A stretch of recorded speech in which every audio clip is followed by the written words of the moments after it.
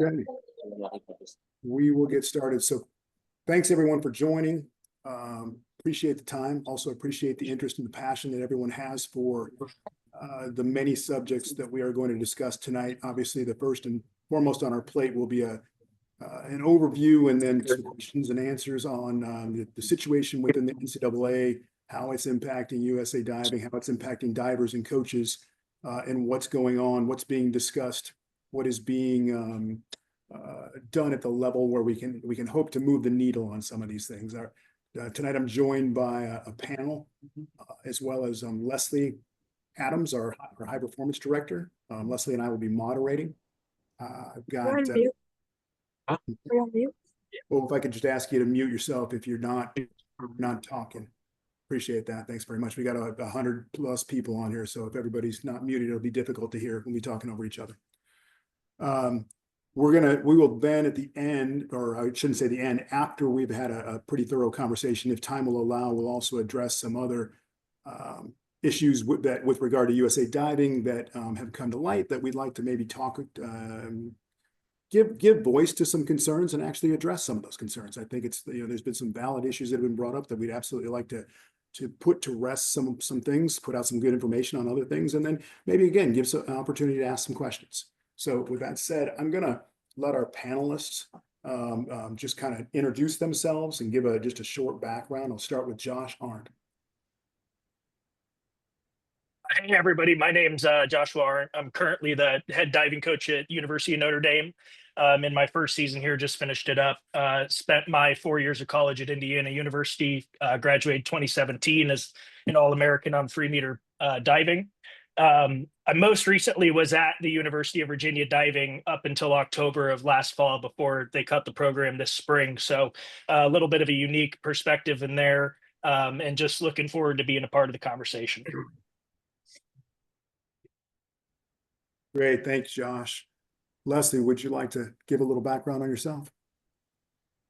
Sure. Hi, everybody. I am Leslie Adams. I'm the high performance director at USA Diving. And I was previously a Division I diving coach for about 20 years. 18 of those years were spent at Clemson University, where I got to lead the only women's only diving program in the country for 5 years before our program got cut. And that led me to my career here at USA Diving. So that's a little bit about my background. Great, thank you. Scott Doney, if you wouldn't mind, tell us a little about yourself. Hello, Scott Doney. I'm a lifetime beneficiary of NCAA programs. I trained in an NCAA program as a child at Columbia University, and also at the University of Houston. I dived at SMU for my college years, and have always been a benefactor of the NCAA program and also USA Diving. I am currently the coach at Columbia University. I've just finished my 9th season there, and I also coached at NYU, which is a Division III school, for 16 years. And I'm the current chair of the USA Diving Nominations and Elections Committee. So I'm in this game, so looking forward to it. Thank you, Scott. Heath Calhoun, if you wouldn't mind, please. Yeah, hi everybody. I'm Heath Calhoun. I was a Division II diver at Clarion. Now in my 4th year as the coach at Clarion, kind of from the Division II perspective. And then previously I coached at a Division III school for 7 years. Just really, really excited to be part of the conversation and see what everybody has to say. Thanks for joining, Heath. Drew Johansson. Hi, my name's Drew Johansson, longtime member of USA Diving. Worked for and ran many club programs as well as multiple collegiate programs. Currently the diving coach at Indiana University. Thanks for joining us, Drew. And Matt Scoggin. I didn't see Matt join just yet. Matt, are you on? He's trying to get in right now. Okay. And we are working, my apologies, we're working to try to midstream increase the capacity. So bear with us a minute here while we do that. I am hopeful it can be done midstream. I'm not positive that it can though.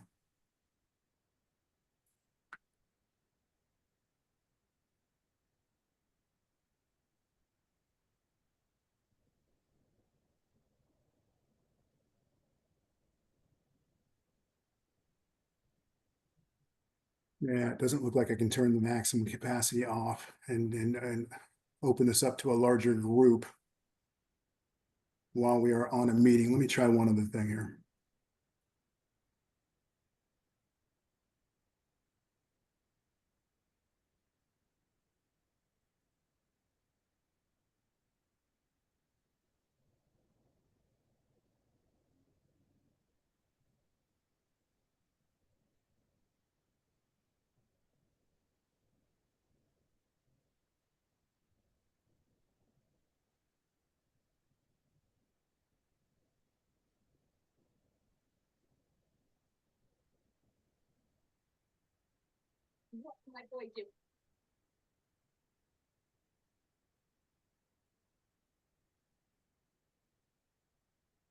Lee, Google says it's very difficult to do. That's what I'm finding out as well.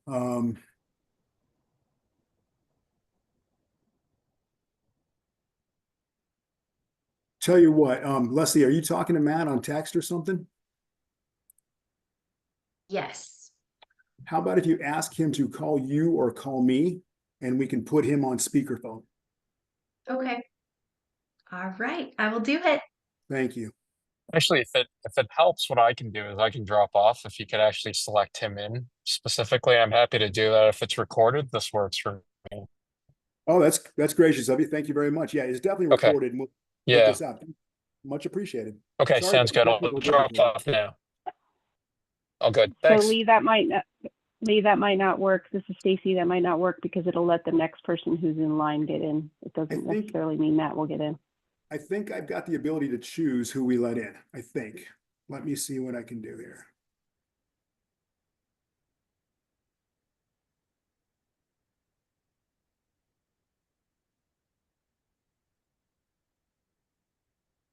I do not see Matt. What is, I've got 3 in the waiting room. Oh, wait a minute. There's a 4th now, but none of them are Matt.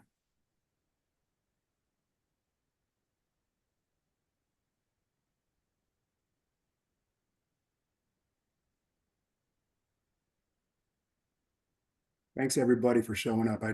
My apologies for this taking a few minutes on the technical side. We'll get past it. Is he able to call, Leslie? Maybe he's texting me.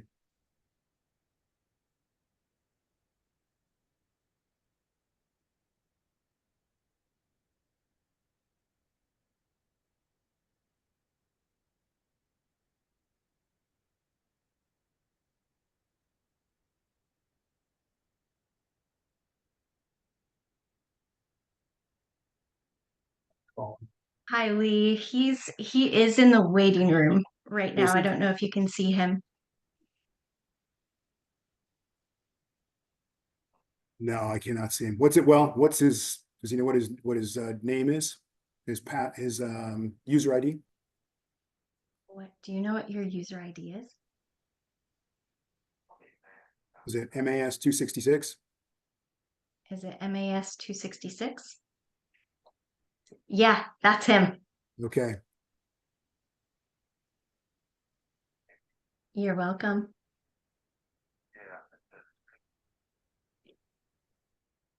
So again, apologies to anybody who is not able to make it. We will absolutely get the recording done. And before we do our next one of these, our follow-up one here in a matter of time, I will make sure we upgrade the capacity to well over 100. We'll get whatever the highest level is that we can get. Matt, were you able to join? I made it. Thanks. Sorry about that. I was telling everybody we've got a capacity of 100 max on this particular account, and I did not expect to have such a great turnout, which is fantastic, but it kept some people out. So my apologies. Thanks for joining. Maybe you could give a little background on yourself as one of the panel members. Oh, sure. Thanks for having me on. Yeah, I'm Matt Scoggin. I grew up in Northern Virginia, dove in the NDSL Swimming and Diving League, the greater Metroplex area of Virginia, and made my way out to the University of Texas as a diver. And now I've been coaching at Texas for 31 seasons. Thank you for participating, Matt. We appreciate your time. Thank you. So as I was saying in the beginning, we're going to get started talking about, and I'm going to call on somebody in particular to start us off, to talk about where things sit currently with regard to the settlement. We'll move into, what do we see? How do we see things moving forward? What are we waiting for? What does it sound like as far as the, from an all-around viewpoint, as far as what can we do collectively and what are we already doing? Drew, if you wouldn't mind kicking us off, I think you've got the ability to encapsulate this and give us sort of a good understanding of maybe where we've been and where we are currently, if you don't mind. Okay. Well, the NCAA is waiting on a settlement. It still is yet to be finalized, that will basically allow revenue to be shared with student athletes, mostly the ones that are creating the revenue, probably entirely, close to entirely the ones that are creating the revenue.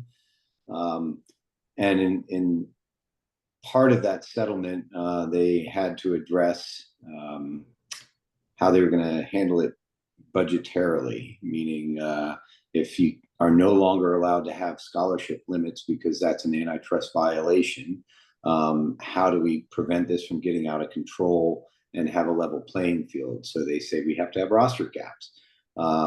If you're going to allow an athlete to have allow them to use their name, image, and likeness to go make money because they're really popular. We see them on TV. They could sell jerseys. They could sell all kinds of things, do ads on TV like pro athletes.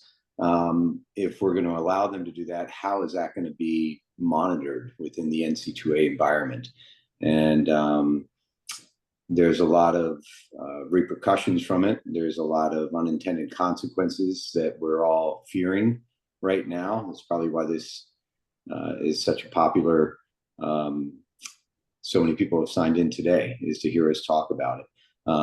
As it stands right now, they're, on the 1 yard line, and the judge is ready to sign off on this settlement. All the colleges, all the schools that are planning to take part in this, because you can opt in or opt out of it.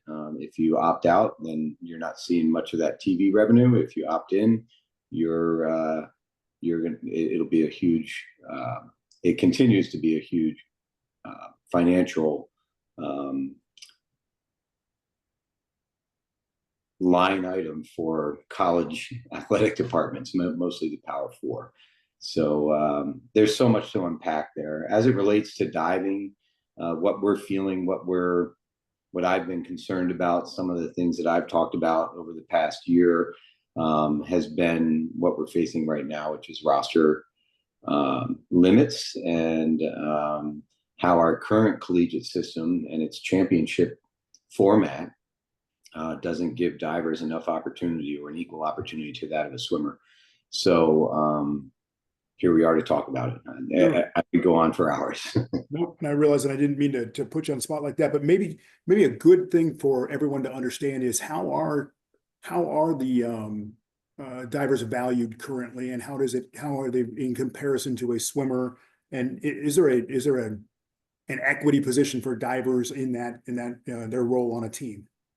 Or how do you view that? I guess that's not a really fair way to ask the question. A better way to ask it would be, does it allow for a diver to have an impactful position and role on one of those teams? Yeah, I mean, divers are impactful. They just don't have as many opportunities as swimmers do. Everybody can swim this and dive the same amount of individual events, but swimmers have relays in which they can participate in, and those relays are worth double the points of a win or a second, third, fourth place finish, and so on. Divers do not have anything other than the 3 individual events. So the valuation of a diver at the NCAA level, at the national championships that we just had, divers count as a half of a roster spot, which is to our advantage. It's not against us. We've lobbied to keep it at a half.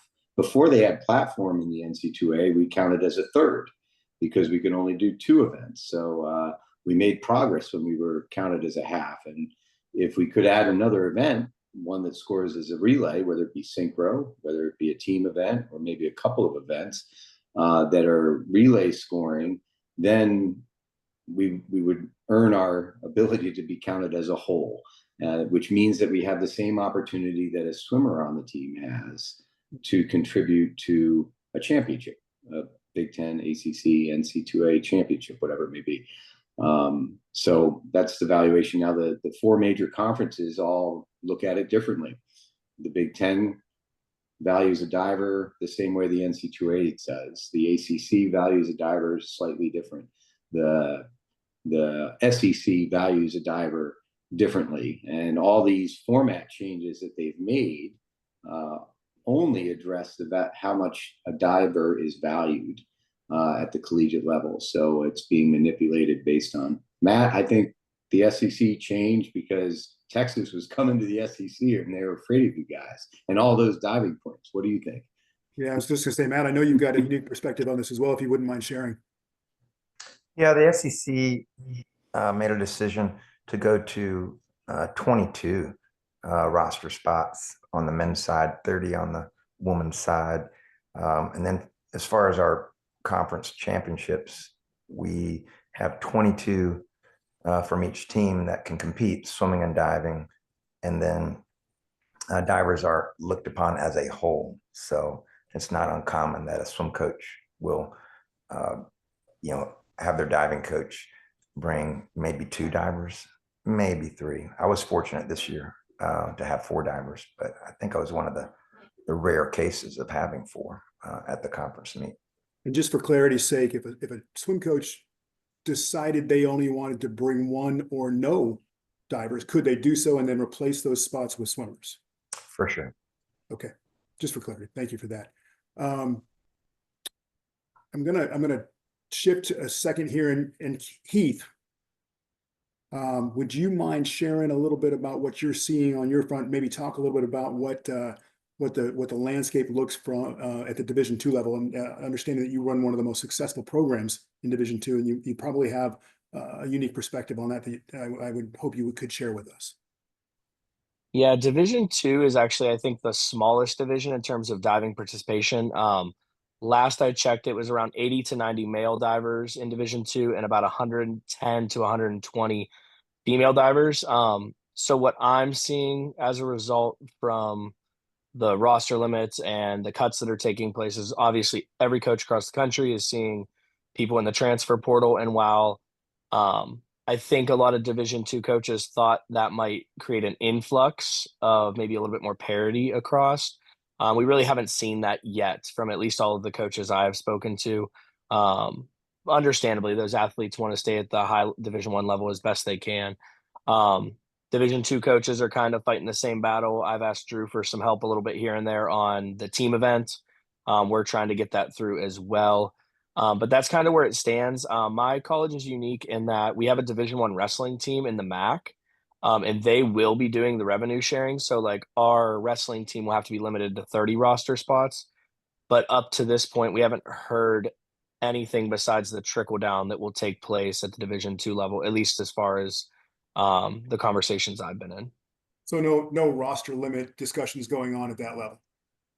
No, to be quite blunt, I'd be terrified if they did roster limits at like Division II schools. I don't know if Division II schools could survive if you were only allowed X amount of athletes, because campus population, I think on our campus, it's like maybe like a third, 37% are student athletes. So we have not heard anything in how it could impact Division II or III. And if I'm wrong, please, anybody feel free to say that I could be wrong as well, but I've not heard anything up to this point. Sure, thanks for that. Scott, how are things, or how are you seeing this from an Ivy League perspective? Are you having these discussions? Are these the same sorts of conversations, and how is it impacting your your team and your ability to recruit and so on? Well, the Ivy League is the only Division One league conference that opted out of the NCAA settlement, and they announced that January 24th. So we won't, be able to take advantage of the revenue sharing, but we also won't be limited to our roster spots. I'm still in touch with, a lot of the Division III world also, which is filled with incredible academic schools and great student athlete experiences, and they also that's an entire, area where it's not affecting them yet. I mean, there will be a ripple effect, I think, which remains to be seen. Obviously, there's a lot of people in the transfer portal, um, and but for us, uh, what I'm hearing from most of the Ivy League side of coaches is, it may raise the level of diving in our conference, and also just as another point, we in the Ivy League we divers count as 1/3 toward the roster spot. We don't compete platform at our conference championships, and so we can either bring 3, 6, and sometimes people bring as many as 9 to conference championships. A little different. Okay, how about that? And so one of the things that obviously has come up through these conversations is the concern about not just limiting size of rosters, but also the elimination potentially of teams and rosters. And I think we've got, as challenging and as frustrating and quite honestly scary as that is, we have a unique perspective that I think Josh can bring to us this evening, as he was a member of the Virginia team. He was the head coach of the Virginia diving team. He is no longer there. And if he's willing, Josh, if you're willing to maybe give us some perspective on what that looked like from the inside, and what led to you ultimately leaving the team, and how do you see that? Yeah, absolutely. I spent 2.5 seasons at Virginia, left in October. I loved every second I had there. Great staff, great team, everything we were building.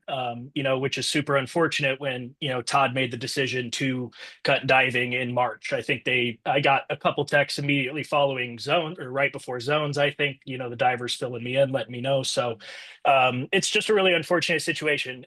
I don't think it was shocking for anybody. When that news broke on Swim Swam and everything, I think that was a very writing on the wall type of decision.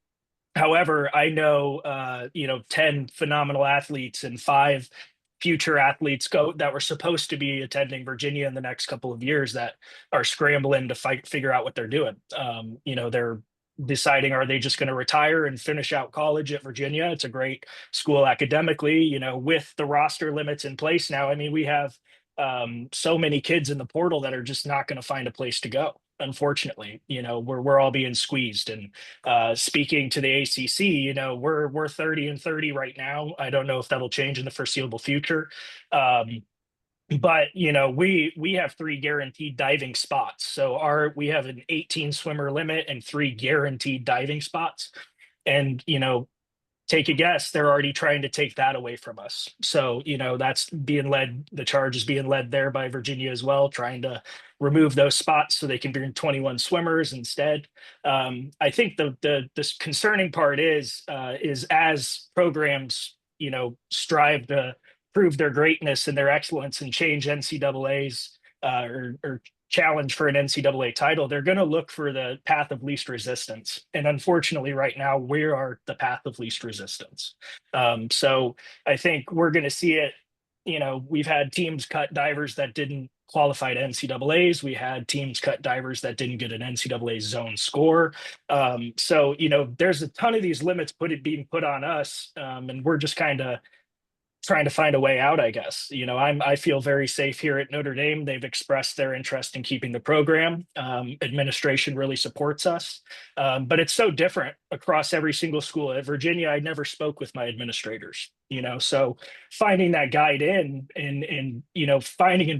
that's the challenging part. Finding a coach that supports you, finding an administration that wants to believe in you, and we just have all this cards stacked against us right now. Thanks for sharing that, Josh. Appreciate it. Very difficult situation that you dealt with there, and heartbreaking situation in the school.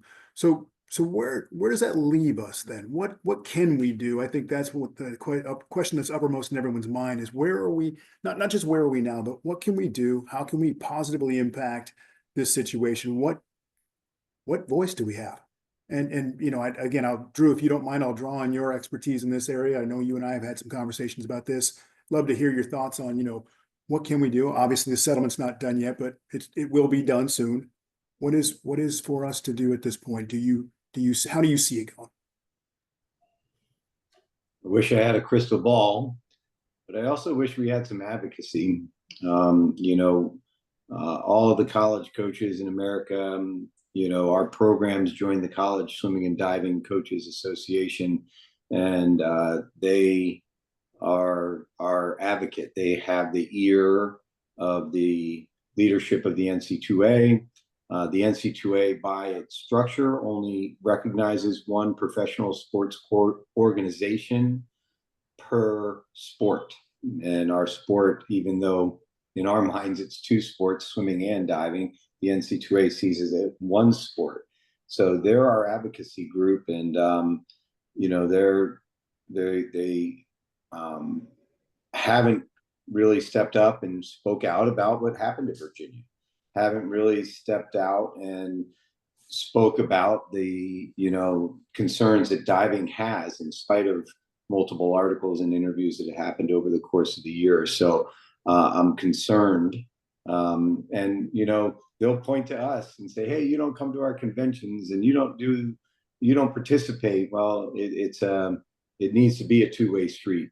And it's very much one way right now. So I'm worried that we don't have advocacy. I know that USA Diving wants to help. I know the USOPC wants to help.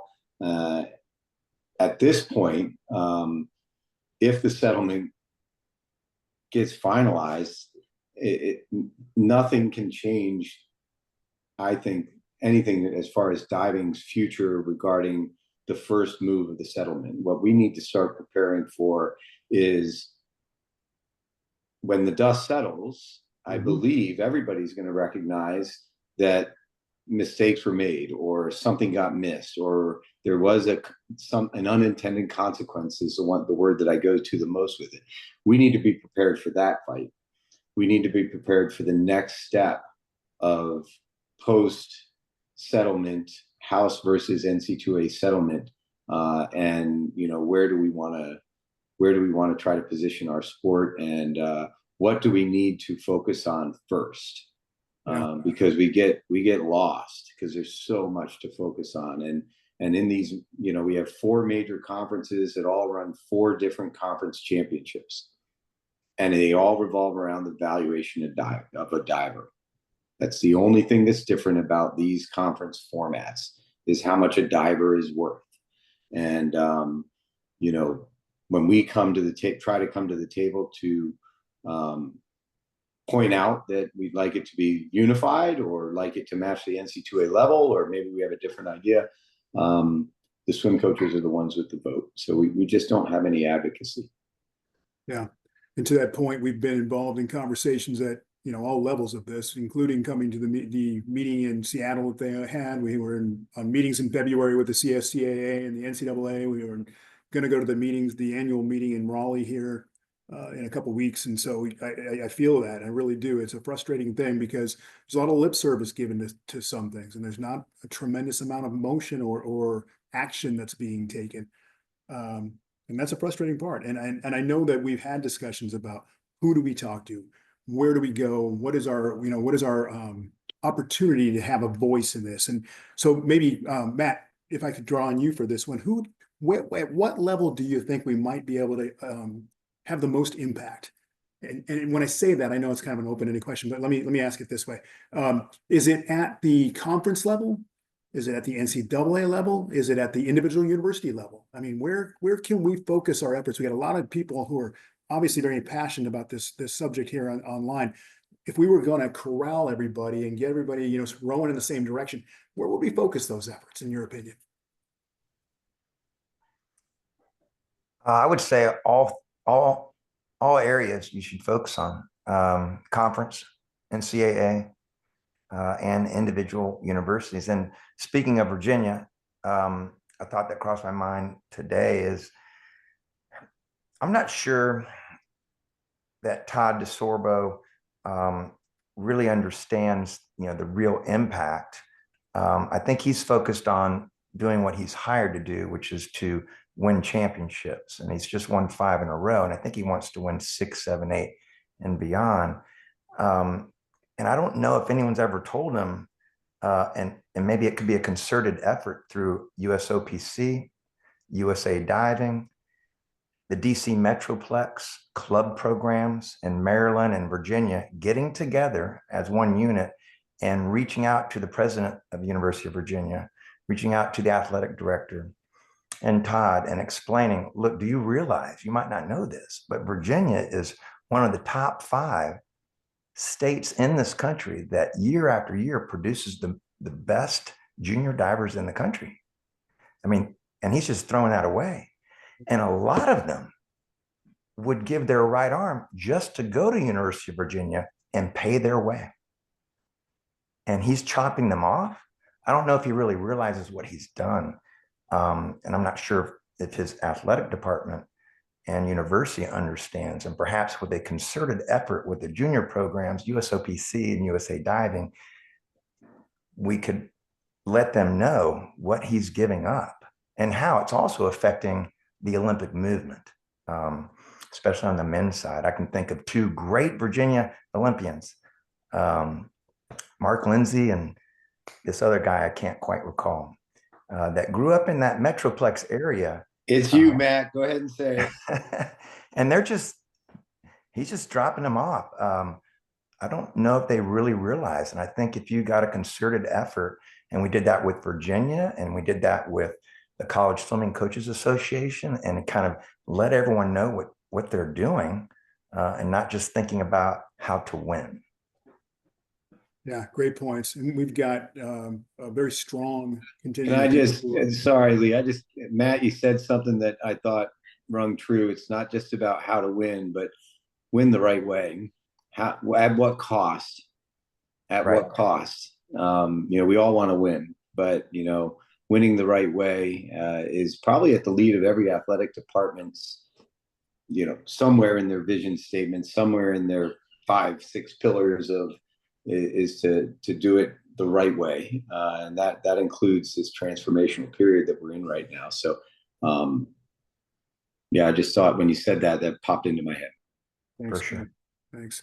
Yeah, we've got it. There's a very strong contingent of folks that are supportive of diving in the Northern Virginia area specifically, but in Virginia in general, and through some help that I've had with some advocates. I think a couple of them are on this call. Actually, we've gotten letters off to the governor. We are rallying the university, and we are actually, in the process of doing just that. So thanks for your input on that. I think there's a number of ways to approach this, and I'm not sure that any of them can be done individually, but collectively we have some power. I would hope anyway. It doesn't hurt to, when you brought up a really good point about Virginia being a strong producer of junior divers and of Olympians in general.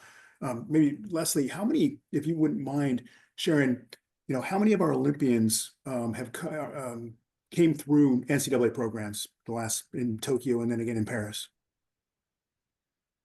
100%. Yeah. So yeah. Sorry, I didn't mean to cut you off there. No, if that's 100% period. So it's a huge pipeline for our Olympic system, and they have amazing facilities, great coaches, and obviously produce great athletes. So So that said, we have to come to a place where we can collectively, this is where, I point really strongly to the idea that let's not get caught up in hysteria and fear mongering and the sky is falling type. Let's figure out how we work together. Let's bring people together and talk about solutions. And this is kind of the reason it was the genesis for this call in the first place is, there are certainly challenges on this road. And certainly there are difficulties. And I'll be honest with everybody on here. I don't think diving is going to look in 5 years like what it looks like today. Probably not even well, I don't know about that. I was going to say in 3 years, but in 5 years, I think it's going to look significantly different. I think it's going to look significantly different in 10 years. And if it's incumbent upon those of us that are here and care about the sport and are willing to do something about it, to be agile and understand the challenges we've got, and then take a look at what we can control. You know, what are the things that we can do something about right now? And that's a somber conversation I get, but it's a real conversation that we have to have. I don't pretend to have the answers, and I'd love to hear people's input on that, and I will open it up in a little while for questions. But I think if we take that step, or rather take that approach that we're all here to do the same thing, which is to save diving and actually to increase and improve diving in the US. Then I think if we start on that, and then we've got a lot of smart, capable people who are passionate about diving, I think we can do some good things. So that said, I'd kind of like to shift for a moment, and I'd like to ask sort of a rhetorical question if I could. And I'm gonna direct this one to if I can, to Scott Tony. Scott, as an Olympian, a two-time Olympian, and as an Olympic medalist, you know, if you were presented with the situation when you were 14, 15 years old, or even 13, 14 years old, that the NCAA was changing, was shifting, would your passion for the sport have changed if you thought maybe you weren't able to follow a pathway that would have gotten you an education and gotten you to a college where you could not only learn your craft, but also, again, get a pathway to an education? I'd love to hear you talk about that. Well, you know, the first point I want to make is that I would never would have made it to the level that I got without the support of NCAA programs. And that goes all the way back to when I was 11 years old and got last place at junior nationals. And my local club coach said, you need a better coach and a better program. And that program was run out of an NCAA program at Columbia University. And the same thing happened when I moved to Texas. The club program I was on was run out of the pool at the University of Houston. And there's just so many examples of clubs that exist within the NCAA structure and the support that they get from that. You know, and to answer your question, no. I mean, the passion that I had for it wouldn't have changed, regardless of what was happening, but the opportunities would have changed. And you know, you know, in one way or another, I owe my entire athletic career to NCAA programs and NCAA coaches, and my professional career as well. You know, as a coach at a fantastic Division III program and an Ivy League school. So thanks NCAA. That's all I can say. Okay. Thank you for that. So while we're on that subject, you know, it seems to be a topic of conversation that we are in some way empowered to do things that we probably need to take a step back and take a look at and see that we're really not empowered to do some of the things that we've been asked to do. And one of those is we got very little influence over the NCAA. You know, at USA Diving, I'm just going to speak very frankly, we don't really have a voice with them. They listen. You know, they're very friendly and they're very kind and they're very appreciative, but I don't know that we've got anything just by ourselves that we can do to impact this. It's going to take a collective effort, and it's going to take people working together, and it's going to take some time. I saw in the chat just now that the settlement was, if I can go back to the comment here, settlement today is because, sorry, is everyone aware that the judge rejected the settlement today as it is because of the roster limit issue?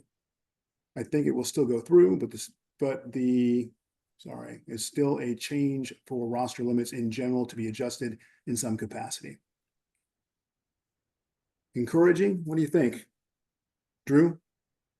Opportunity. If we had an advocacy group, we can get in there and say we need to carve out some of those spots. 30 and 34, I think, are the limits for men, and then 34 for the women.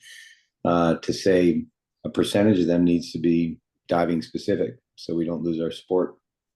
Yeah. It's a small window. It's the first window that I've seen crack open. This happened a week ago when she first revisited it after sitting on it for almost 6-7 months. And that's the thing she's been most uncomfortable about. NIL, oversight is the other thing. But yeah, I see that's a small window of opportunity. If we have advocacy to get in there and say, okay, if we're going to relook at roster limits in this $3 billion settlement, $3+ billion settlement with repercussions moving forward of billions of dollars every year, and to even have a sniff at adding something in for diving. Now's the time. Who's our advocate? Yeah, it's a good question. So I would ask back then, when you say there's a little window here, what's our target of that window? Who are we going to? Are we directly communicating with the judge? How are we approaching this? You're asking a diving coach. I don't know. Okay. I would throw that out. And it's an article that was just posted, I think, an hour or two ago. So yes. It's a new information. So I still think, and like I do call it opportunity. If we had an organized advocacy group, we could maybe get to the right person. I doubt that we will before this gets done. I think it's going to move forward as is. I think we need to start planning for the next step.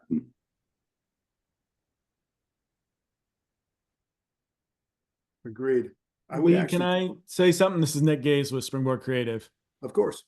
To that question you just asked Drew, whether it is the judge or who, I think the first target has got to be the NCAA and their attorneys for this, which are essentially taking direction from the conference commissioners. They are the ones that essentially pushed the roster limits through in the first place, where they claim to have really met with their membership, but didn't, from everything I've heard and read. That is essentially where I think you need to target. And then, Nick, can I clarify that? Yeah, please. The College Swim Coaches Association went to Congress to lobby for our roster limits. And they took a swim coach with them, not a diving coach. And you say, I have to be the one, or should be the one, or Matt, or any of us diving coaches that are in the, the majority of the coaches work for the swim coach, and there's a chain of command that needs to be followed. And even though I don't work for my swim coach, there's a chain of command I need to follow. I've written a few articles and did a few interviews where I got some phone calls, so I think the need for advocacy from outside groups like USA Diving, like the USOPC, College Swim and Diving Coaches Association, is one that has the ear of the collegiate environment, and we don't quite get enough advocacy there. So that's why, in my mind, we need to shift forward to get organized as to what to do once this settlement goes through. If roster limits change slightly, great. If we can keep kids in that have committed to the program and are doing great, and we want to graduate them out and not just chop them off at the knees, it would make my day. But as far as any change to the long-term problem that we're discussing here, we gotta look and think long-term, and that's after the settlement. And I think the majority of the settlement is going to happen or go through as is. And our problem still lies within this 4 major conferences having 4 different valuations of divers, and the NC2A having a valuation of diver that is being threatened, that we need to get organized on, and then get some people to advocate for us beyond just a diving coach. We're not going to get it done. We're not in position to fight that fight. So I think then obviously an action item probably for us, for me and Leslie, is to go to at least speak tomorrow with the USOPC and see if we can't get some clarity on this and see if we can't maybe work together on how we do apply a little pressure and find out what we can do, what is open to us and what the window looks like. To your point, I have no idea what the window is going to look like. We'll have to probably come back to everyone with that, with some answers on that one. At this point, I want to take a break not take a break. I'm sorry. I want to just give some attention to some questions that are in the chat. I'm going to go back here for a second and take a look. And the question that was posed just a minute ago says, are other sports in the same position? What about track and field? Specifically, Susan has asked. So I am not aware of track and field being given roster limits. If anybody is, I'd be happy for someone to provide that information. I do know that they are going to be squeezed in the same way that we are. Oh, sorry. Chelsea says track and field is being cut in half too. Same with cross country. I knew about cross country. Thank you for sharing that. Roster limits were applied across the entire NCAA, including football. They're cutting 20, 30 athletes as well. This is part of resolving the antitrust issues that the lawsuit was about. So yeah, this is across the board. It's not a diving specific issue. And maybe one of our strategic steps would be to try to form a coalition of multiple NGBs, because our voice alone is very small, and we're not even counted as a standalone varsity sport in the NC2A. So who are our friends that we can bring together?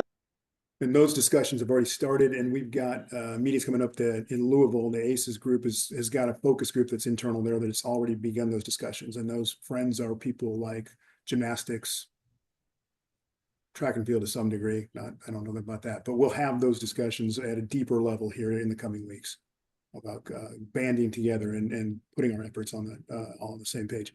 Another question was, do we have a diving friendly swim coach that maybe could be an advocate for us? Does anybody have a thought on that?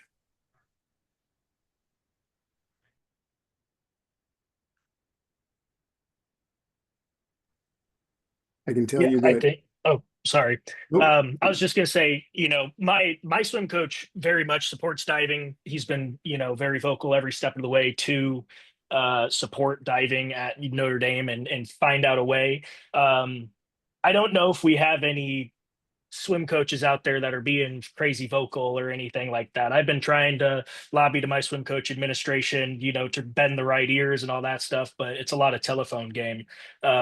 But I think it's hard when, the president, like to Drew's point, the president of the CSCAA is a diving friendly swim coach. He's the person who put in place the guaranteed spots suggested the guaranteed spots in the ACC.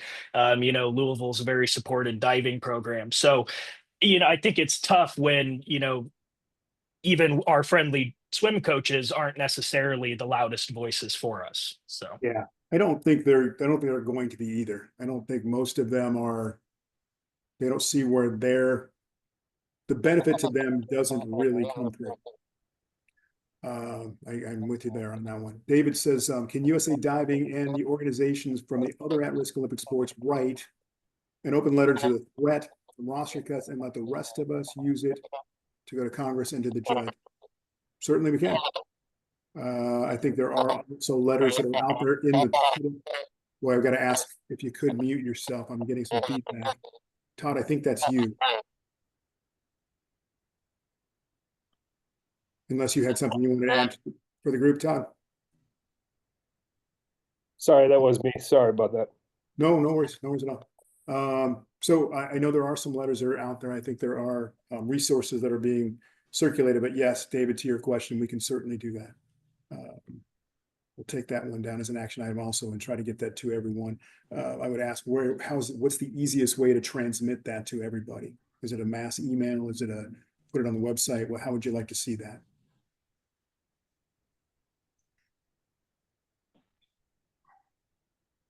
I'll wait for the answer, but hey, Lee. Yes. Can I chime in? Of course. So the question that you asked about the swim coaches, I honestly believe that the ones that are using diving to score a lot of points, that those are the ones. I mean, the last coach, I bring 9 divers to conference because we could score, just like bringing however many to NCAAs that can score. And so really it comes down to those are the swim coaches that are all for diving. Like I have here at Penn State, I have 6 girls, 6 guys. I worked that out. So no matter what, I have 6 and 6.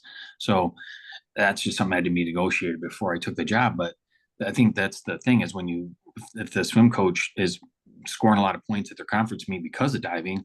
I had Peter Lynn who he scored a lot of points and he's a math guy and said, it's all about points. It's all about points. So really those are the swim coaches I believe are the ones that are really going to be for that. And the ones that are able to take 18 swimmers or whatever to NCAAs and win the meet. Well, yeah, that happened, obviously for Virginia, and obviously Cal did it, and there's a couple schools that have done it. But then Texas has done it. They use diving. They won with diving. So I think those are the swim coaches we got to really try to harness in, and because those are the ones that I feel like are the ones that have the most invested in reaping the reward of diving versus the ones that aren't or don't want to.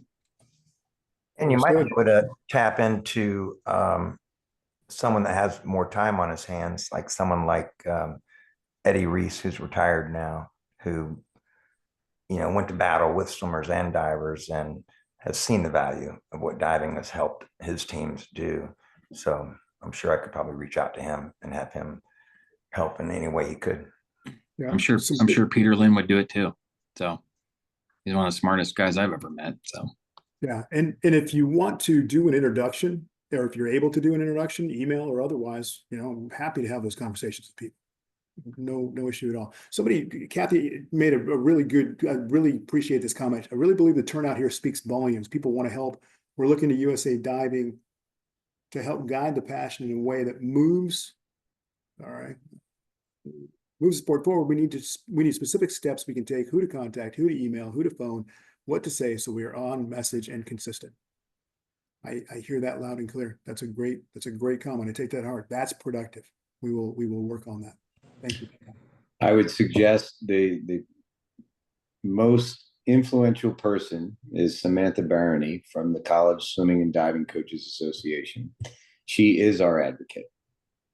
She's also advocating for swimming, so she's got to manage that. But I think if you wanted to go to a source to try to let it be known that there's a lot of people out there that I think she would be by letter of the law, the way it's designed, the way it's structured in the NCAA, she's the CEO of the College Swimming and Diving Coaches Association.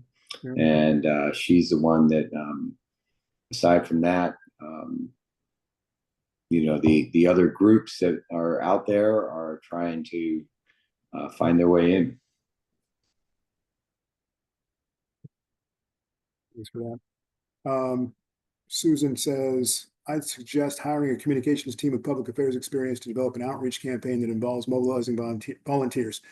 A fine idea, and it would probably have to be done collectively with the other sports, because that is not an inexpensive venture that you're referring to. I will bring it up when I am at the ACES meeting on the 6th and 7th of May and see if we can get that group together to do something like that. I thank you for that. Let's see what we got here in the chat still. I'm wondering if there's an AD somewhere whose kid made an Olympic team in a minor sport. We go to bat for us. What about a politician with an Olympian in their family? Seems like USA Diving and the U.S. Olympic Committee need to step up.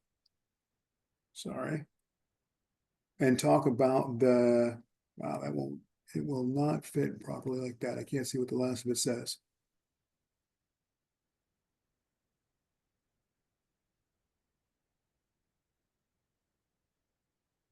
Let me try to do it this way. Here we go.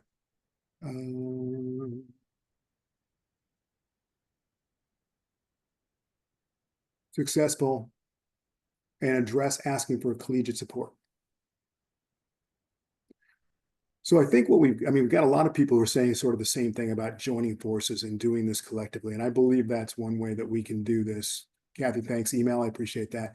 Is by grouping the powers that be, the stakeholders from the power, from the groups that are going to be negatively impacted by this together, and then pooling our collective power, and then talking with, Samantha for one, and talking with anybody else that we can in terms of making things move forward and move the needle. I appreciate everyone's input on that. And in the interest of time, I know we're getting near the top of the hour here. I want to make sure that we address all the things in the chat, and then I'd like to open this up for a few questions if people want to stay. And then if people can stay for a little while, I'd also like to address some things, with regard to USA Diving, informational things that I think people are asking valid questions, and probably deserve some valid answers. So, but if there's any other questions, and if anybody wants to, they're welcome to raise their hand and speak up, or put it in the chat, and I'll read it to everybody if you like.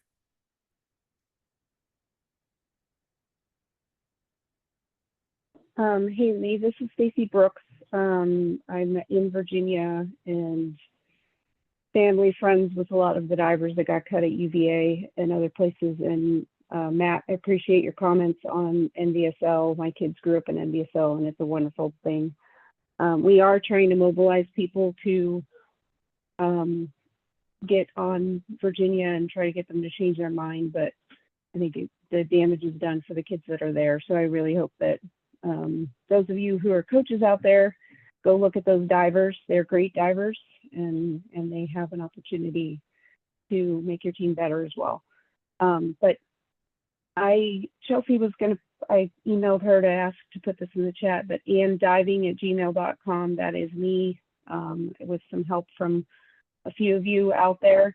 And I work with Capitol Hill, around Capitol Hill, know the Hill very well. I don't get paid by USA Diving or anyone else, but I'm happy to help you guys navigate the Hill as you need. Thanks for listening, and thank you, Lee, for doing this. Of course. Thank you, Stacy, for all you're doing. Patrick, you have your hand up. Hi, can everyone hear me? Yes. So my name is Patrick Rankin. I'm a diver at Marist University, located in Poughkeepsie, New York, Metro Atlantic Athletic Conference. I am interested in working in the Olympic movement, studied abroad in Lausanne, Switzerland. My question is, I put it in the chat as well, but like with Los Angeles hosting the first Olympics in the United States since 2002, is there like a roadmap or a strategy for adding programs, diving programs across all three NCAA divisions? I just recently published an article with Sports Business Journal about like how we should invest in current Olympic and Paralympic sport programs and adding new ones, especially it could be a long-term legacy for the LA, not only for the Los Angeles Olympic and Paralympic Games, but like major international sporting events that are being hosted within the United States in the next decade. Thank you for that. Thanks for sharing. Is there anything that we can do to, in your opinion, then, to help support?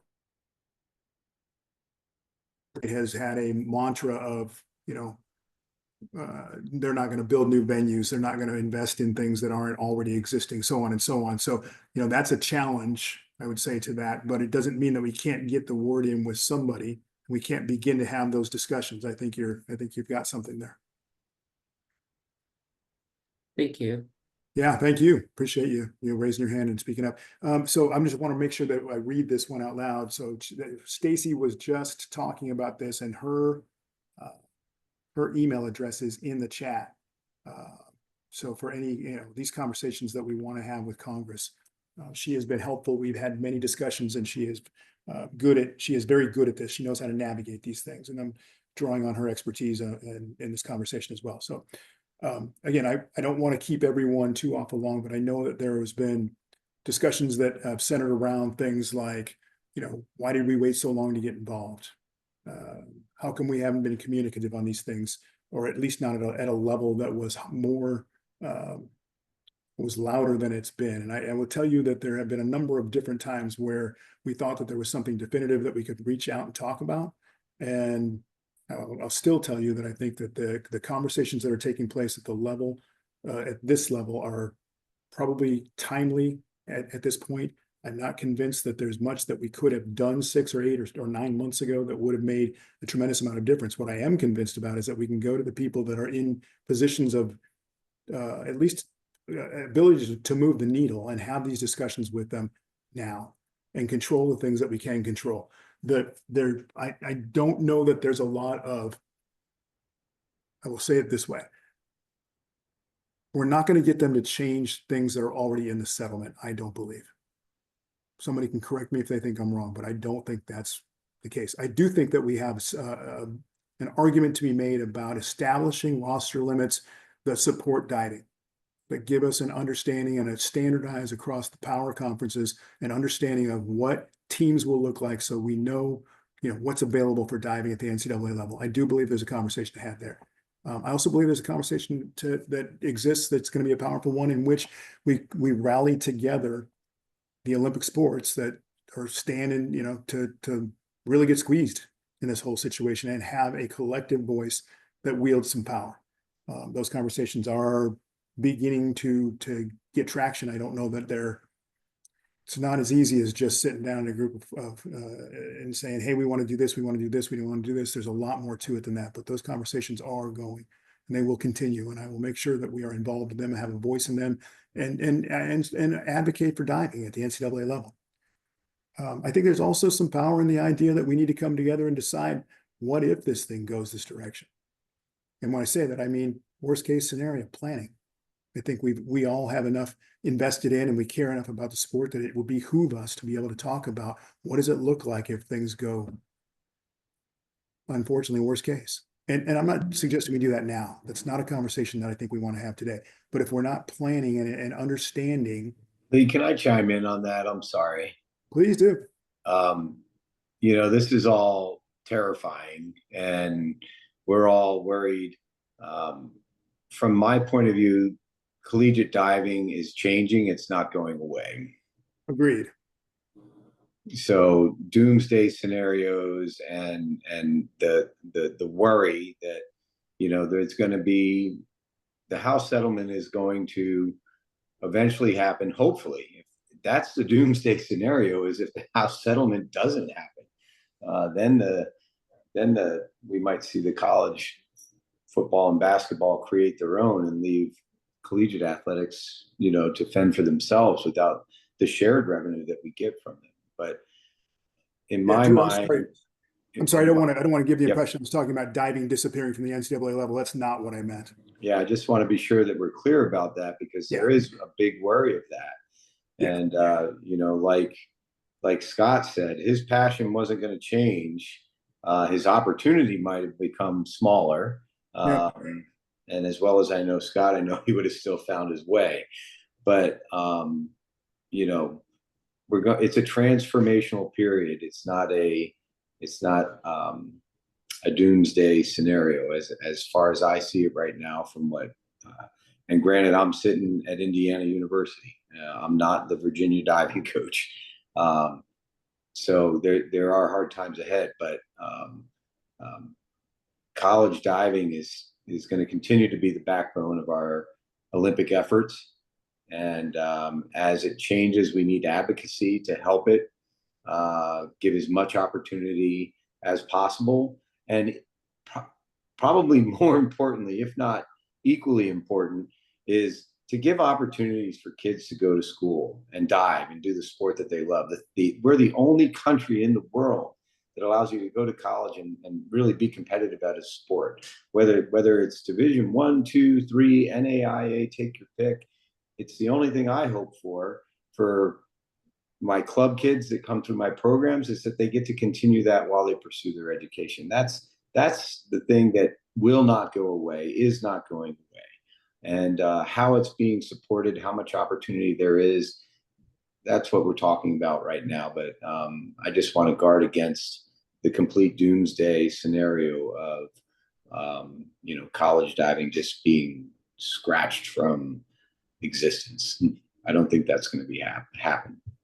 No, and I would agree completely. When I say worst case scenario, I'm talking about we end up with some universities that are going to decide that because of their swim coach's recommendation that they don't want to continue a diving program.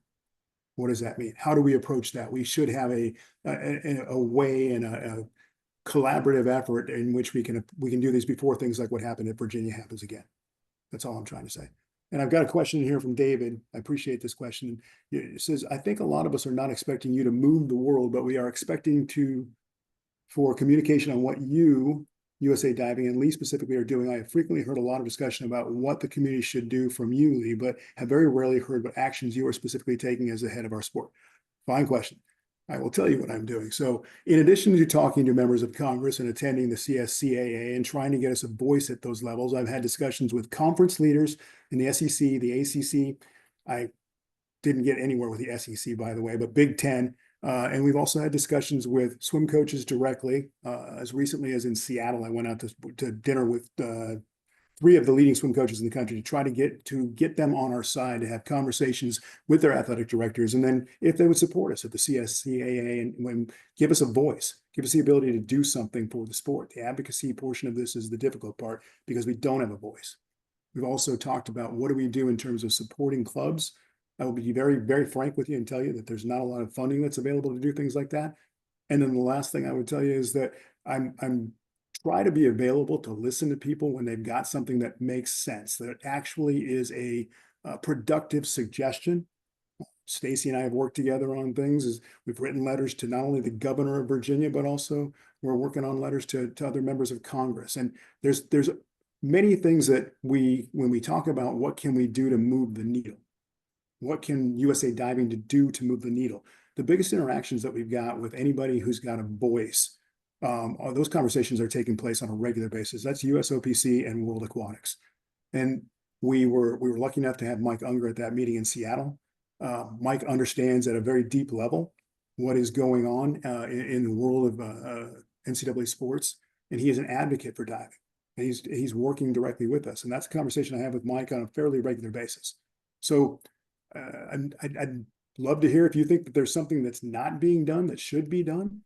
But if you talk about what we are doing and how long we've been involved in this conversation, I think the reality is we've been involved in the conversation since the beginning of the conversation, and we're trying to make a difference through positive interactions and collaboration with the other sports that are going to get squeezed. That's probably the biggest place where we've got some actual, at least in my opinion, where we've got some the people who can make decisions. And those sports are gymnastics and track and field and diving and wrestling and volleyball. And swimming, obviously, but it's just not as easy as picking up a phone and saying, "Hey, will you do X, Y, Z?" And then somebody says, "Oh yeah, sure, I'll do that," and then it happens the next day. This is an ongoing conversation.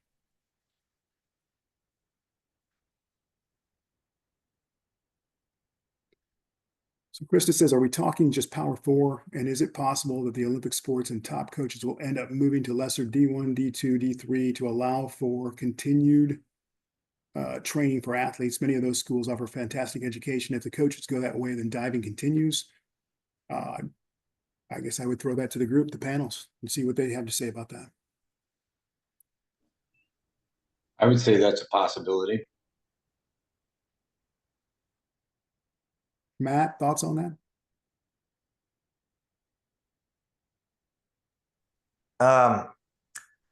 Say it one more time for me. Yeah, so the question is essentially, if we're talking about the Power 4 conferences and then the squeeze is taking place there, is it possible that top coaches and potentially top athletes would end up moving to D1, D2, D3, other lesser divisions, or NAIA, things like that, to allow for continued training for athletes?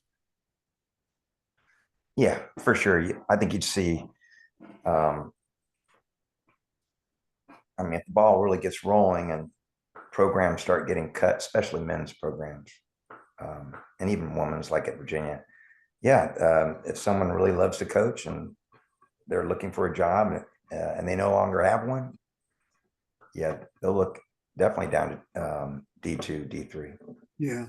And there's the question, somebody brought it up, Nick, I think brought it up about the idea about facilities, right? There's that question that we have to have a conversation about, and if we're going in that direction, but I don't think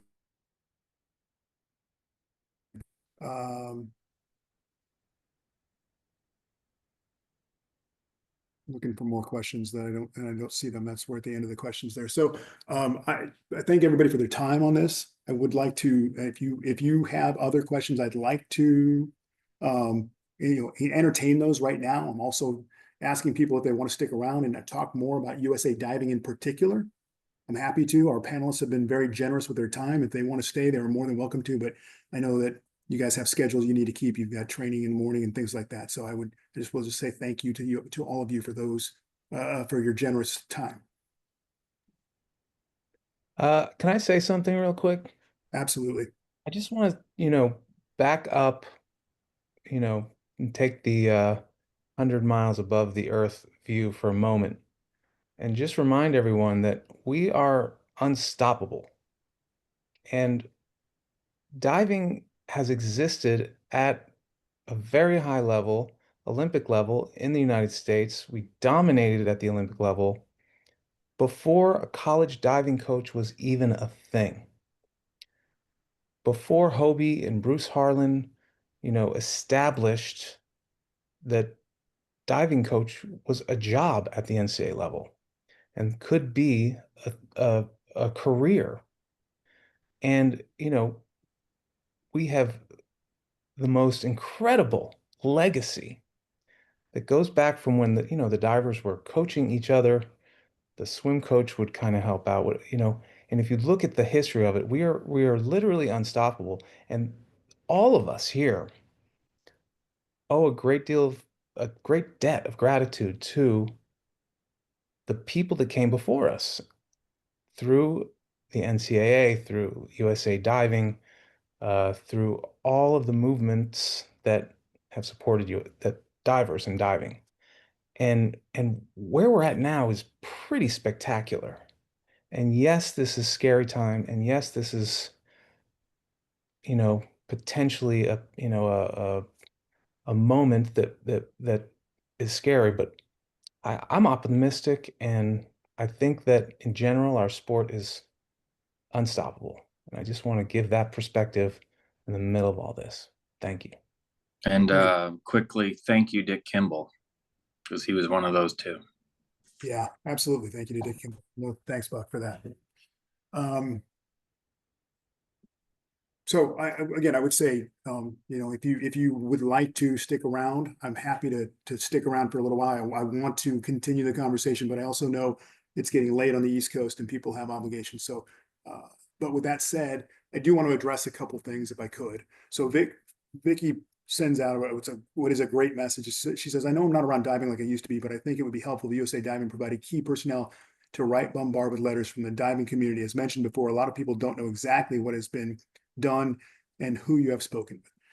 Happy to provide resources to the best of our abilities, but you have to remember that we're a 10-person staff and we are engaged with not only putting together teams that are going to World Cup Series events and running regionals and zone meets. I recognize we're not hosting regionals and zone meets, but there's still an awful lot of time and effort that are put into that on this part of my staff. There is not a lot of manpower to go around. If we had, and I would ask, and I would, lay it out there like this: if some people on this call are willing to be those people that write letters, then absolutely, let's put together a group. And I think the template could be done, and we can give people a template, and we can actually, we can come up with addresses for people. We can find out who we should address these things to, and but the actual time and effort that gets put in is, if it can be spread over 20 people instead of 10, it's going to be a lot easier to do. I would ask that if you are willing to, could you just make a list of the people, universities, and leave us to find the addresses? Yeah, with some more clarity, I think we could do that for you. Sure. I'm not sure what you're looking for. If you want addresses of athletic directors, or if you're just looking for the people that we have spoken with versus those that we have not spoken with, just a little bit of clarity. We can help. Again, we'll help with whatever we can. And then if we've got some people who are willing to, and I know there are people who have already been leaning in, and I appreciate those people greatly, but I've got to, I would be doing my staff a complete injustice if I were to say, yes, we are able to do this in a timely fashion, because we're not. We're just not. It's not a fair expectation at this point. So I would say this: happy to be a provider of information, happy to be a provider of resources at whatever level we are able to, but I'm also going to be pretty honest with you about what we can and can't do. Let's see here. Kristen says, I understand the focus is USA Diving and NCAA, which are both fed by junior level divers. Are there any initiatives to have USA and AAU work together? Is AAU relevant in the conversation?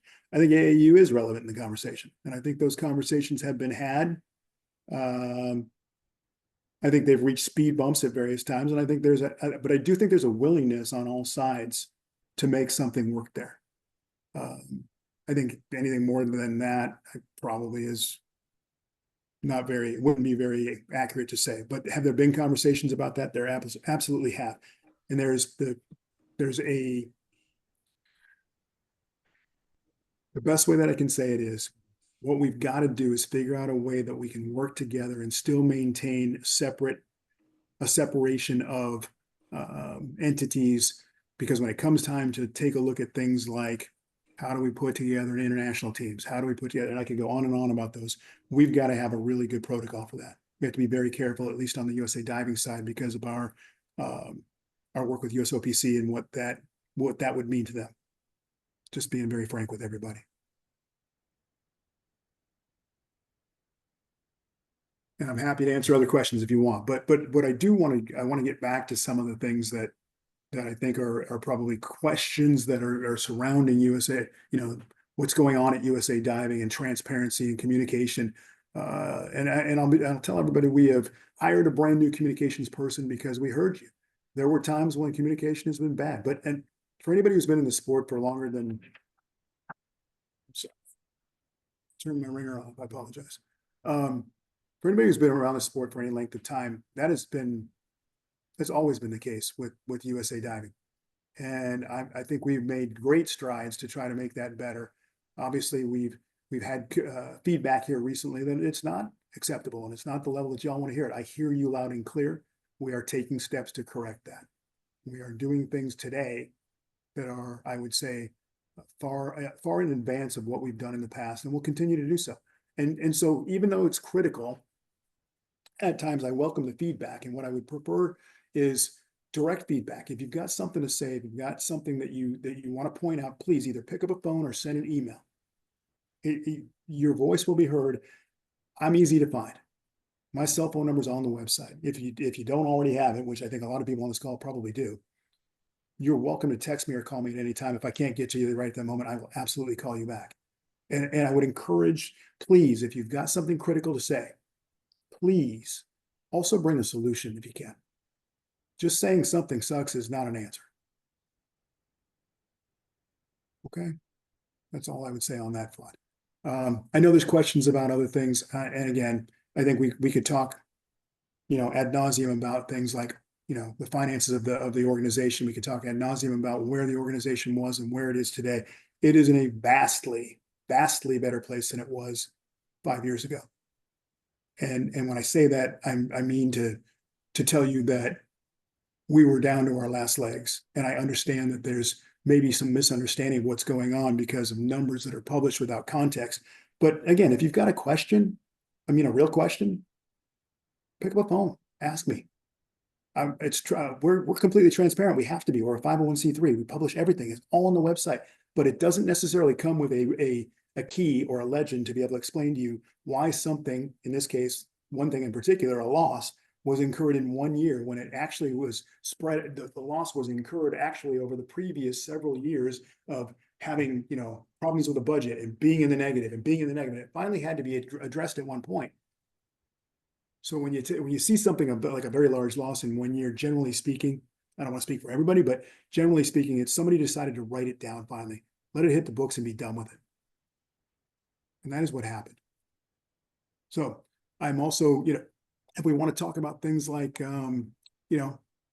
executive compensation, I would encourage you to take a look at what's published, what's real information that's out there, and take a look at what USOPC publishes. It's out there. You can look at what means and medians are for organizations from the smallest with a budget of under 1 million to the largest, which is, huge.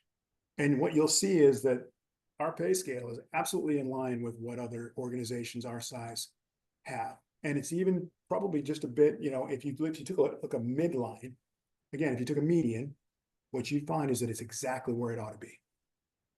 And I don't want to get too much into pointing fingers or talking about what that means and where that came from. But the reality is, again, it's a conversation that if we have this this collective goal that we're trying to not just save diving.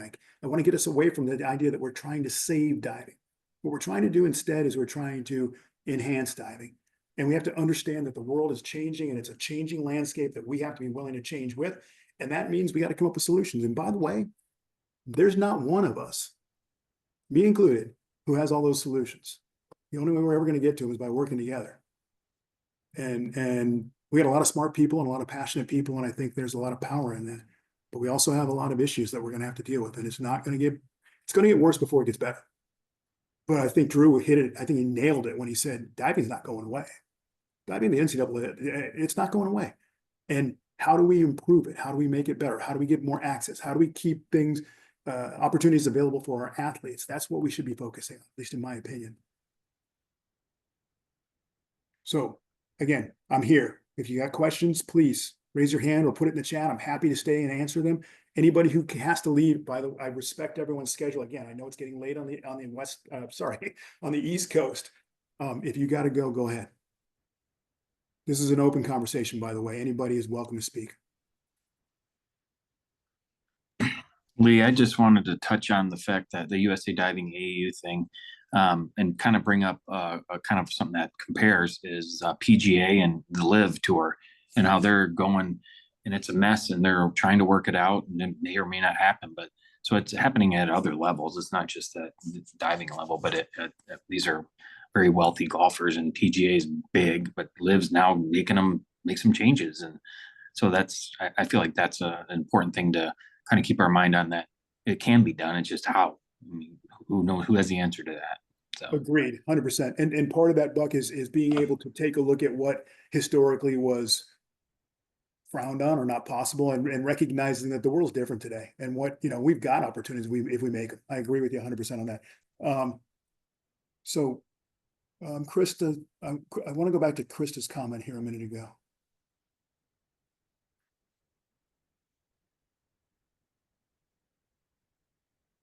I'm sorry. Getting tired. It's been a long day, everyone. Bear with me a second.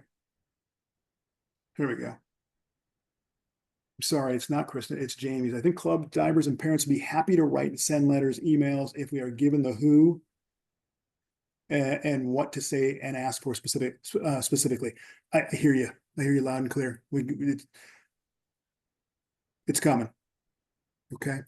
And if it's something that we can put on a website for you as a resource that you go to, or if it's something we can provide in a mass email, or both, then we just got to get that done. And that's that's incumbent upon us to do. So I hear you. Are there other questions or concerns, anything, that we're on the line for? I'm sorry, as long as we're on the line that I can answer. And you know what I mean? Whatever that is, please ask. Patrick, yes, you have your hand up. All right. Hello again. One of my questions is, how is USA Diving will support international divers? I know the NCAA is not only a good pipeline for US divers to become Olympians, but like also international sports. Like for example, the diver, I forgot her name, but the diver from Miami who won 1 meter, placed 4th at the Paris Olympics. So I'm just curious about like, how do we support international divers as well? How does USA Diving in particular support international divers? Yeah, who wants to like compete within the NCAA? So we don't have any ability to do anything for them at the NCAA level. From the USA Diving's perspective, it's not really within our power to do that. Will we allow them, if they're already in our country, to train to compete in our competitions? We do allow them to do that. Okay. I don't know if that answers what you're asking. Yeah, like, do you also like, because of the NIL rules, international student athletes doesn't have the opportunity to like get these NIL deals? Like, are you also advocating Congress, for, student athletes who do not live in the US, like to obtain NIL deals while they're getting a degree or something like that? Historically, we have not, no. Okay. And I'd be interested in hearing what people's opinions are on that, but we have not, no. Okay. All right. Thank you. Yeah. Also mentioning too, like I met an Olympian while I was studying abroad in Switzerland, Maha Gouda.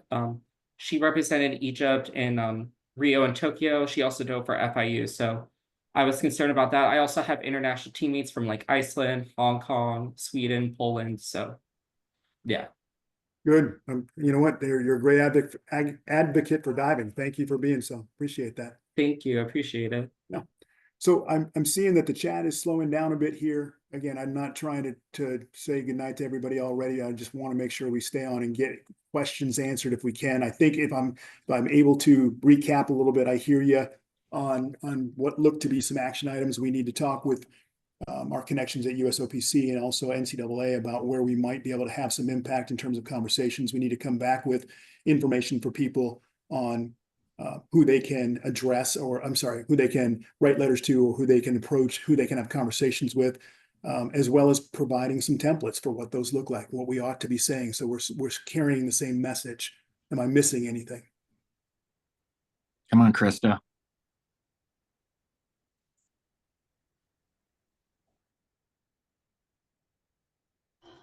Lee, I can't figure out where the hand is. Can I ask a quick question? Of course. I'm looking for the hand. I'm sorry. It's okay. A problem that we're running into that I'm hoping that you can address down the road is we used to be able to invite our new junior Olympic level kids to participate at the regional level for the experience, to be able to enter a USA diving meet and get the experience of being at that level of a competition, knowing that they're not going to move on. They're just there to get a glimpse of what USA diving is all about. At this point, I only had one family willing to do that because it costs them a $200 registration fee and an $85 entry fee to enter 1 meter where the little boy's going to do 6 dives. One of them being a back dive half twist because he didn't have another dive. But they were willing to do it because his teammates are going and they can afford to do that. But it used to be that we would have a large number of kids going for just that experience. And I just have a hard time asking the parents to make that financial commitment, knowing that it's one event. Because we do participate in the AAU platform, those kids are going that direction and it's fine. And most of our competitions are AAU sponsored events. So they really only do join USA Diving at the regional level, is how it ends up working. So I'm just kind of asking, and I know you were saying that the numbers aren't really that much of a concern to you before, but I feel like we're missing something when we cut those kids out of that pathway. And then they see it's not a necessary pathway. But I just wonder if there's a way to create that regional level that's a little bit lower introductory price, and then maybe have it get more expensive for those kids that are moving on because that they're committed to that movement, and allow for that experience again. That's it. Yeah, it's a great suggestion. It's a complex problem. I won't sugarcoat it because I don't think that's what we're here to do. When you take a look at a business model and you have to understand what it costs to run, especially in today's world where insurance costs what it is, and the vast majority of what we spend on insurance is spent on our younger age groups. And that's just how it plays out. It's just the reality. Krista, I will work on this and see if we can't do something about it. There's probably a solution. I don't have that solution right now. And I wish I did. But again, it's obvious that we need to be agile, we need to be smart, and we need to understand what's going on. So if people bring up good situations good opportunities for improvement like this, you have my word that at least as long as I'm doing what I do, we will work on making that. We'll work on making a solution for it. I wish I could tell you more than that right now. And by the way, if anybody is interested in what I'm talking about when I talk about the cost to run the organization, I'm happy to have that conversation with everybody. I didn't bring any of those materials with me tonight, but I can tell you that we do a budget every year. We just finished with the 24 budget, and I'm sorry, not the 24 budget, the 24 year-end audited. Let me try that again. The 24 year-end closing was just done, and our variance was at the end of the day was less than 0.01%. So I mean, it's not like we're fluffing things up in there. We're definitely not going out. And I mean, during COVID, we shuttered our doors to the office in Indianapolis for a reason. We haven't reopened them for a reason. But I do hear what you're saying, Krista, and you have my word. We will take a look into it. Anything else that anybody else wants to bring up and have this conversation? I'm happy to field all questions, or if you've got something that you would like to point to. I didn't recheck the chat. Let me do that quickly. Pricing makes participation in USA Diving too expensive for most families. What does USA Diving do? Support our youngest group of divers, our 11 and unders, to encourage more opportunities and involvement. We are actually working on right now putting together, even though it's been around forever, we are putting together and formatting a program for junior development and for coach education. All the materials have been there for a long time, but for whatever reason over the years, they've never been put in a format that was easily accessible and digestible. It will take some time because there's a tremendous amount of material, and it will be online and easily accessible, but it's going to be, it's not going to be an overnight thing. It's going to take a little time to do. And so, that's one thing that we're working on. As far as making more accessibility, I'd love to hear thoughts. I understand that one of the things that we need to do is make it more accessible and more palatable and more cost effective. The cost effective thing I can work on, making it more accessible and more palatable. And I'd love to hear people's thoughts on those things. If you've got ideas, how do we attract more young, talented people to our sport? There's discussions that have taken place between USA Diving and gymnastics. It seems to be a lot of good overlap there, a lot of good opportunity that we can work together on things. Maybe there's other sports with the same opportunity. I just don't know that is, that's a conversation that some of those other sports aren't willing to entertain. Gymnastics happens to be willing to entertain.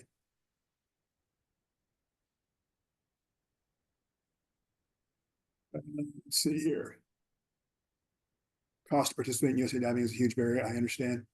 Is the new facility in IRSC, going to be the home base for USA Diving, and will it be the host for the 28 trials? So I don't know what you mean by the home base for USA Diving. I am already based on campus there. So if you're just talking about me, then yeah. If you're talking about the sport in general, I would say no, or at least I don't know. Is it going to host the 28 trials? 28 trials will be done like it has always been done. It's going to go out for bid. It's never been done differently, at least not that I'm aware of, and the best bid package will win the 28 trials.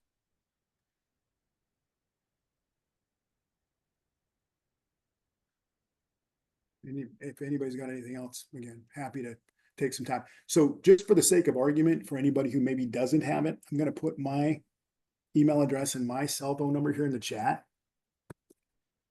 Most people, I think, have it, but if you don't, here it is.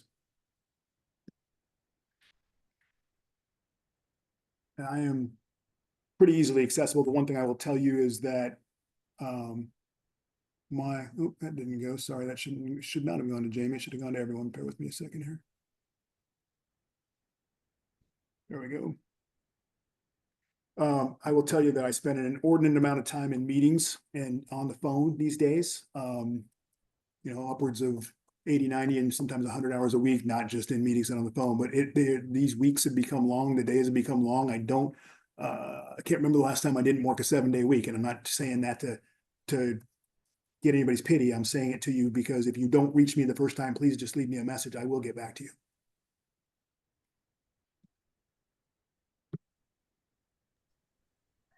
I just want to say thank you, Lee. Thank you. Appreciate it. Yeah, I appreciate everyone on here. And I want to underscore, I want to say this again for the people that are still around. It's perfectly fine and acceptable to be critical if you think something is not being done the way it should, or it's not being up to the standard that it should be done at. Totally get it. And you know what? None of us are immune to that. It happens. What I would ask for is do it in a productive way, bring a solution if you can, and communicate directly with the people who can do something about the thing that you're not pleased with. In this case, I'm happy to be that person. And I'm also happy to tell you, I'm not going to sugarcoat it, just like I didn't here tonight. I'll tell you the truth about what's going on. And if it's something that we can do, then by God, we'll do it. Thank you, everyone, for the time. And thanks for your passion for our sport. Please, let's all keep working together. Have a good evening. Thank you, everyone.